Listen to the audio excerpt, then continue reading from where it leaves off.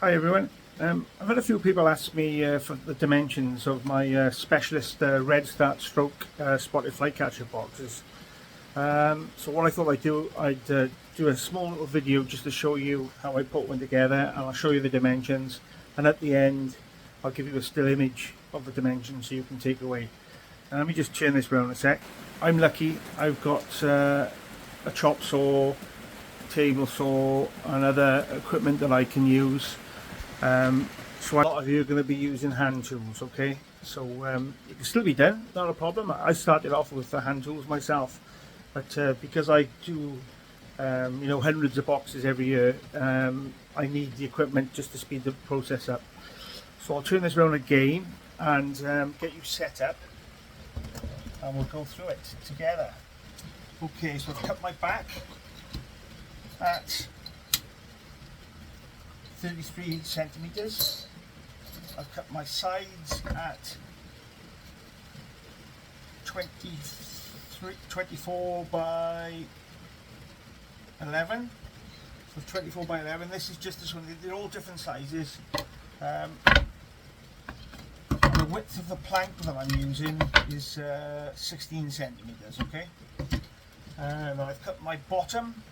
Obviously, 16 centimeters again by 12.5 centimeters. Okay, and then you just cut a little bit of a front. I put an angle on it, the same angle as the roof, but you don't have to do that. You can just cut a piece off at 4.5 centimeters, and that will stick on the front. Okay, and then the roof, which goes on last, the overall length is 35 centimeters. All right, so like I said, I've got equipment to help me out, speed the process up, so just bear with me with this one. So I'm just going to mark out where I want my sides to fit onto the back, and I'll give you the measurements for this in a sec, just bear with me again. So that's my mark, and all I've done is come in 3 centimeters. And then obviously when I go to fit it together, the bottom of the sides will butt up against that line, so that's giving me a line there. Okay, so it's always important to use quality external grade glue. Now I use Gorilla Glue. It's expensive, but for me it is the best. I mean, there's lots and lots of cheaper glue you can buy. This is okay as well, this Hippo glue, but overall, because a lot of my nest boxes are on the Banau Brycheiniog or the Brecon Beacons National Park, where the weather is quite brutal, good external glue is a must. And what I use 55mm brad nails, and I use this Ryobi P321 brad nailer. Okay, I'll show you how I do this then. So here's the sides. I'll clear one side first.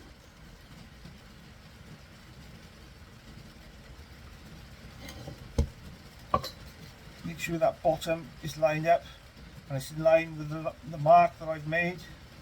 This is important because you're going to set this out here now and fix it. Whether it's screws, nails, brad pins, it doesn't really matter. What matters is the glue you use. It's the glue that keeps it all together. So that's the one side done. When you fit the first side, fitting the second side is a lot easier because obviously you've got a leg type of thing, so they balance each other out. So make sure everything is nice and flush and it's all lined up before you fix. And then fire in, screw, nail the sides. Okay, so that's the sides there now. I'm going to fit the bottom in. Now it's important that the bottom goes inside the two sides, not on the bottom of the two sides. If you fit it on the bottom of the two sides, what happens, rain comes down and it floods in there. But if you fit the bottom on the inside, then that prevents that from happening. Okay, that's important, that is. Now take your time setting this out, because obviously we want this all to fit nicely together, and when I come to paint it, it's going to look better. So I've got that in place.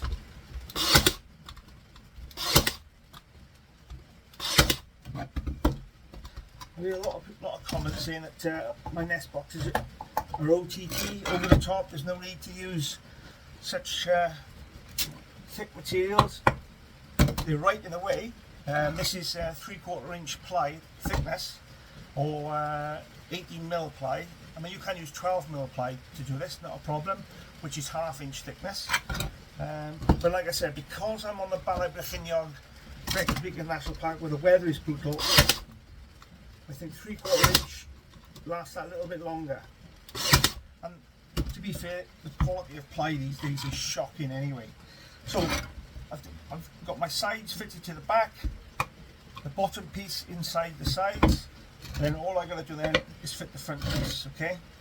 Now it doesn't have to be angled like that. You could just use a normal piece like that. That's fine, because when it comes to fit the roof, it's gonna end up like that, you see.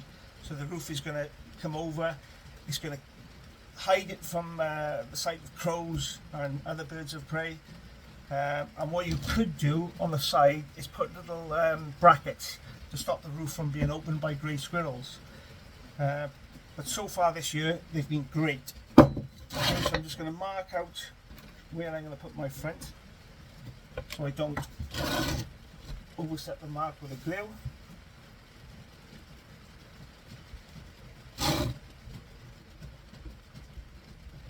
You see all the cavities in this ply. Dreadful quality, and you know, this is quite expensive external grade ply. It's not cheap, unfortunately.